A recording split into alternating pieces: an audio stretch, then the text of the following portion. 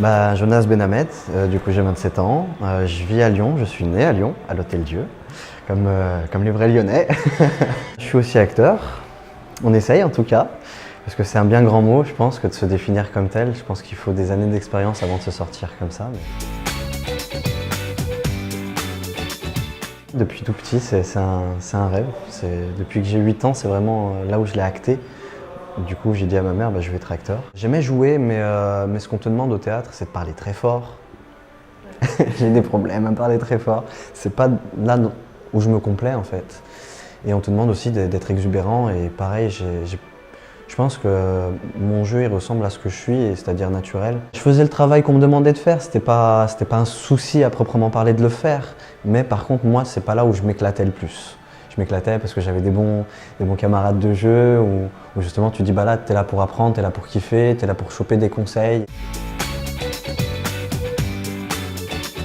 En fait, comme j'allais entamer ma transition et que j'avais pas envie qu'on sache que je sois trans en fait, tout simplement, à cette époque-là de ma vie, j'ai abandonné mes rêves d'acteur. Je me suis dit c'est pas grave, tant pis, c'est que ça devait pas se faire.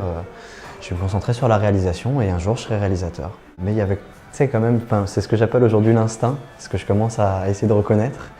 C'est pas une voix, mais c'est un sentiment qui, tu fais pas le bon choix, tu te mens à toi-même. Je me suis retrouvé, j'ai continué un peu les études, mais ça n'a pas duré longtemps, donc j'ai dû aller travailler. Pour vivre, tout simplement.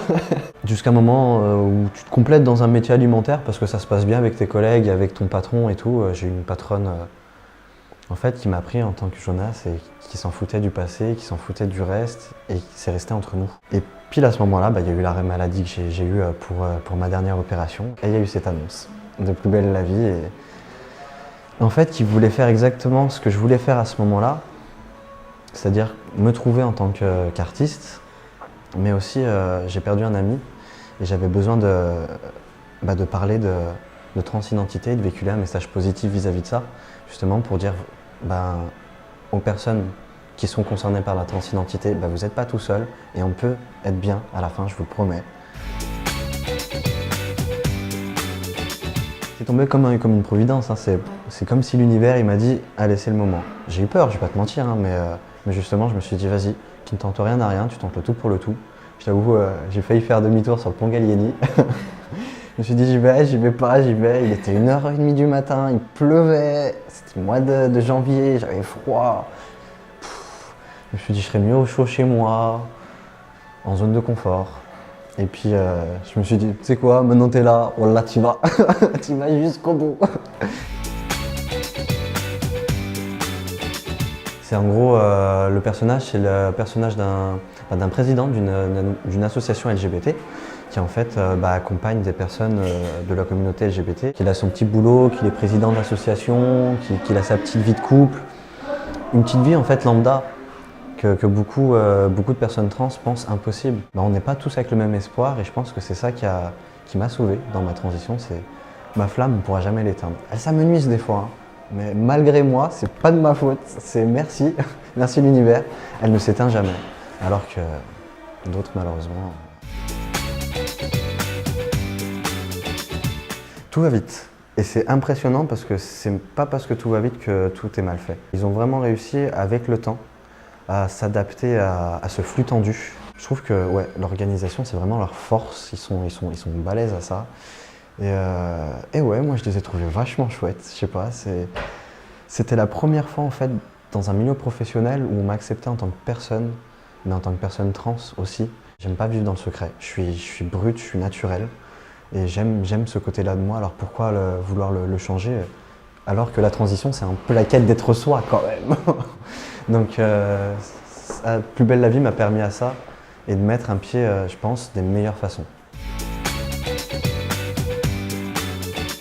Indubitablement.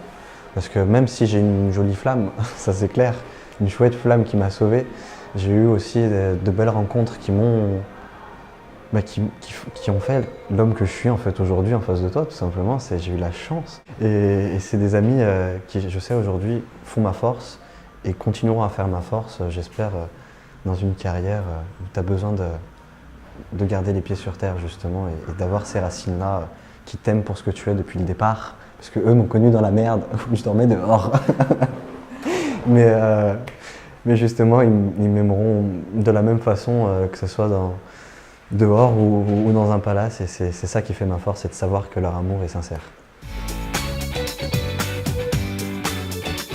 Ouais, du coup, un peu, hein, un peu, on va pas se mentir. Tu sais, tu te dis toute ta vie, je suis sûr que c'est là où je dois être, c'est là que je veux être. Et au même titre que quand je voyais que, pas mon entourage, mais le monde, en fait, en général, me percevait comme homme, alors qu'en soi, j'avais pas fini ma transition, j'étais qu'à 1 an de testo, je venais de faire l'opération du torse, et il m'en restait d'autres à faire que je comptais faire. Et pourtant, aux yeux de tout le monde, la question ne se posait pas si j'étais un homme ou une femme. Et ça, déjà, ça a été ma première. C'est bon, je suis bien dans mes baskets. Mais Plus belle la vie, ce plateau, en plus aussi bien entouré, parce qu'on va pas se mentir, Plus belle la vie, c'est une famille. Et que ce soit Sarah Mortensen ou David Marshall, ils ont été hyper bienveillants, un peu comme des vrais parents en fait. Ils ont été très paternels et maternels envers moi, et je trouve que c'est parfait pour commencer. Enfin, je me souviens de Sarah qui me disait t'inquiète pas, on t'a dit on a 1 heure, on prendra le temps qu'il te faudra, ne stresse pas. Et elle me passait la main dans le dos, elle me dit mais t'inquiète même pas, et s'il y en a un qui bronche, il aura affaire à moi. C'est génial pour commencer. Et après, j'ai tourné un peu avec Plus belle la vie, j'ai fait un clip avec Urgence Homophobie. Et là, je pense pas que je puisse en dire beaucoup, mais je suis prévu sur un projet, ouais.